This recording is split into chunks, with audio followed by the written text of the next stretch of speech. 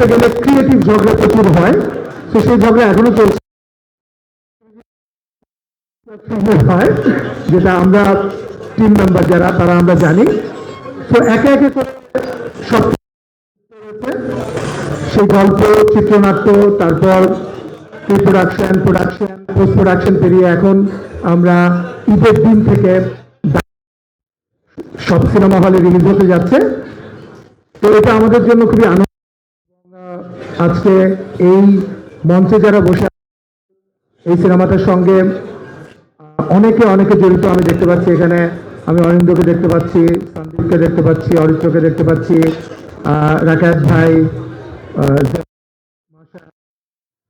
মনিরা মিঠু আপা এবং আরো অনেকে, এবং যারা ক্রু মেম্বার যারা হয়তো আজকে কাজ করছে অন্য কোনো শুটিং এ আসছে, সবার একটা কোলাবোরেটিভ এফোর্ট হচ্ছে এই দাগি। সো দাগির ব্যাপারে একটা ইন্টারেস্টের একটা বিষয় হচ্ছে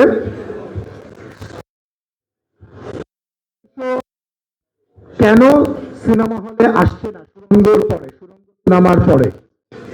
তারপর থেকে এই প্রশ্নের উত্তর আমাদেরকে প্রতিবারই দিতে হচ্ছিল, এবং সেটা সোশ্যাল মিডিয়া হোক, সেটা আমরা যেখানেই যাই না কেন। এবং আমি শিওর নিশো খুব একটা ওই গর্তে যে ঢুকেছিল, সেই গর্ত থেকে তো উত্তর আসলে আমরা এই দাগি দিয়ে দিতে যাচ্ছি।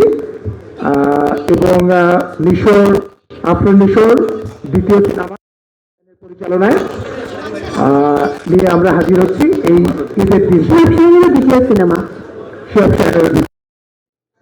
শাহিন তো প্রায় অনেকদিন পর হাজির হচ্ছে।